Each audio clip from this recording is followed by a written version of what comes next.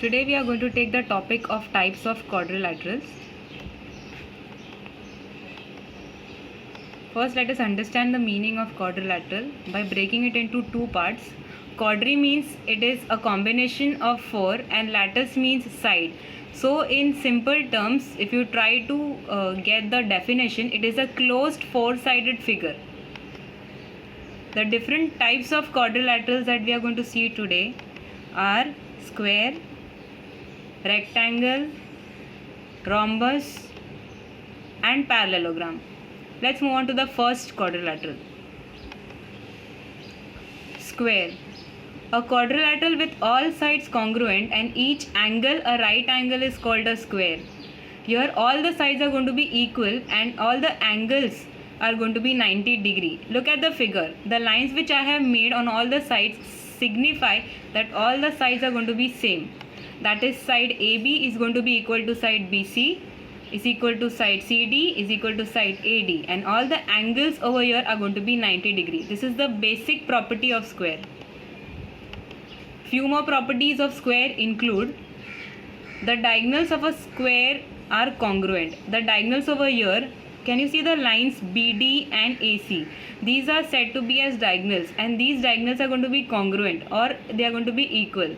Length of AC, if 6 cm, then length of BD is also going to be 6 cm. Diagonals of a square bisect each other. Bisect each other means when they cut each other, they cut into equal halves. Look at the line AC or the diagonal AC. It will be 6 cm. So AO is going to be 3 and OC is going to be 3 cm. They are cutting into equal halves. Diagonals of a square intersect each other at right angles. That is, when they cut each other or when they bisect each other, the angle, that is the central angle at point O, is going to be 90 degree. Moving on to the next type of quadrilateral, that is rectangle. A quadrilateral with each angle a right angle and opposite sides congruent is called a rectangle. Here the opposite sides are going to be equal. Look at side SR. Side SR and side PQ both have one lines, which means these both sides, that is the opposite sides, are equal, and side SP and side RQ have two lines each, which means these two sides are congruent. Another property of rectangle is that all the angles, whether angle P, Q, R or S, all the angles are 90 degree. Opposite sides of a rectangle are congruent. This we already covered. Moving on to the next property, that is diagonals of a rectangle are congruent. If diagonal PR is 8 cm, diagonal QS is also going to be 8 cm. Moving on to rhombus. Rhombus looks somewhat like a square, but it is slightly tilted. And the other major difference is that it does not have 90 degree as it angles. A quadrilateral having all sides congruent is called a rhombus. It's similar to a square but not identical. If side PQ is 4.5 cm, all the sides are going to be 4.5 cm each. That is, side PQ is equal to side QR is equal to side RS is equal to side PS.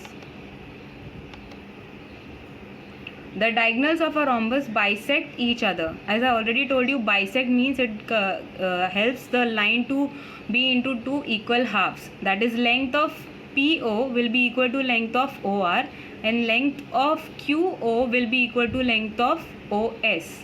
That is, if length of QS is 8 cm, QO will be 4 and OS will be 4. Each diagonal of a rhombus is perpendicular bisector of each other. It is similar to square, so the angle which is made at the center or the central angle is going to be a right angle, that is 90 degree. And the other major property of rhombus is that the opposite angles of a rhombus are congruent. Opposite angles, look at the figure. Angle SPQ will be equal to angle SRQ. That is, if angle SPQ is 105 degree, angle SRQ will also be 105 degree. Moving on to the last type of quadrilateral, that is parallelogram. looks like a rectangle, but it is again slightly tilted. A quadrilateral which has opposite sides parallel is called a parallelogram. That is, side AB is going to be parallel to side CD and side AD is going to be parallel to side BC. Another property of parallelogram is that the opposite sides of a parallelogram are congruent. That is, segment or side AB is going to be equal to segment DC and segment AD is going to be equal to segment BC. That is, opposite sides are going to be equal. And the opposite angles of a parallelogram are congruent. That is, angle A is going to be equal to angle C. Similar to rhombus, if angle A is 120 degree, angle C is going to be 120 degree. I hope this concept was clear. Have a great day.